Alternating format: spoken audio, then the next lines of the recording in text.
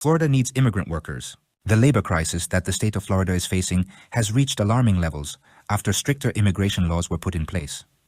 The lack of immigrant workers, especially Hispanic workers, has unleashed a series of consequences that directly affect the economy, agricultural production, and the state's infrastructure.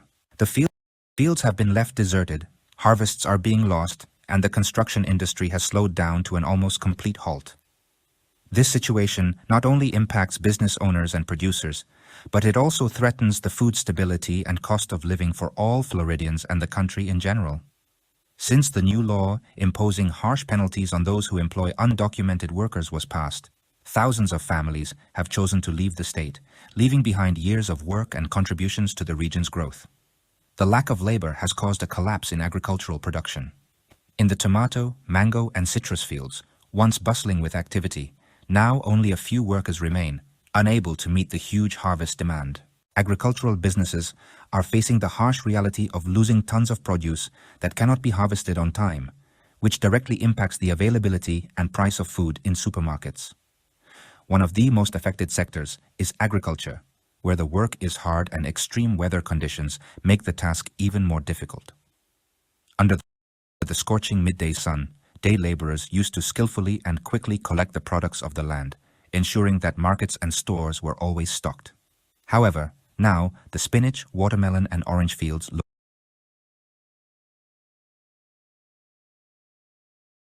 look deserted. Many producers have had to make the drastic decision to discard tons of food, unable to find enough staff to do the work. This waste of resources is not only a tragedy for farmers, but also for the end consumer, who will see an increase in the cost of basic products due to scarcity. The construction industry has not escaped the crisis either. The lack of workers has slowed down housing, road, and commercial building projects. Many construction companies rely heavily on immigrant labor, as the hard work and low wages make few American citizens want to do these jobs.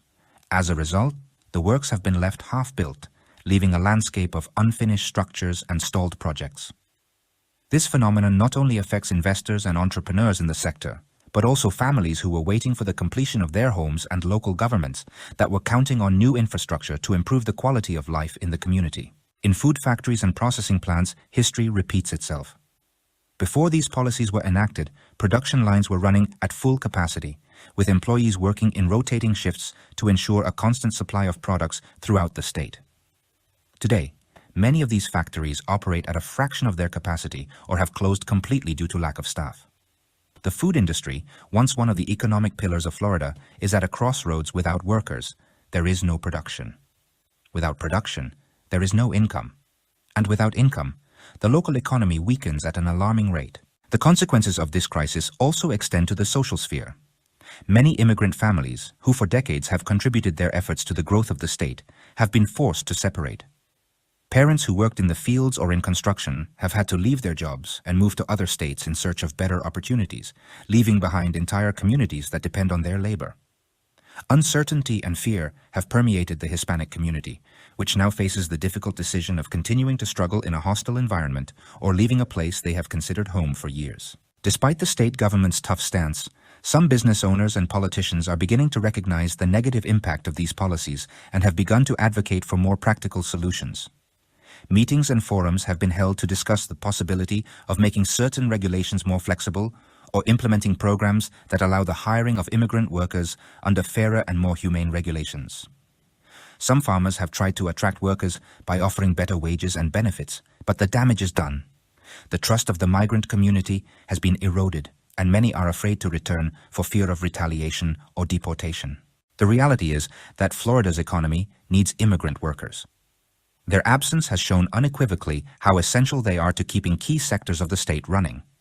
Without them, supermarkets face empty shelves, restaurants struggle to find employees, construction stops, and agricultural production collapses. As the state faces this unprecedented crisis, an unavoidable question arises. How can Florida recover without the return of the labor force that has historically been the backbone of its economy? The answer to this crisis is not simple, but what is undeniable is that immigrants have been, are, and will continue to be a key element in the development and progress of the state. History has shown that their work not only benefits businesses and employers, but society as a whole. While the political debates continue, The reality in the fields, factories, and construction sites of Florida remains the same. Without workers, there is no production. Without production, there is no economy. And without an economy, the future of the state hangs by a thread.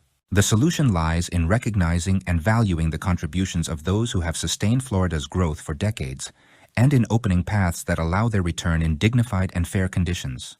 The geopolitical relationship between Mexico and the United States. The historical, economic, and social aspects that have shaped this complex dynamic. We will analyze trade agreements, immigration policies, and security collaborations. We will also look at the challenges and opportunities facing both countries today.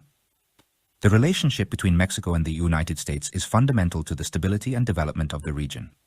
This chapter will give you a complete overview of its evolution and its impact on the society and economy of both countries.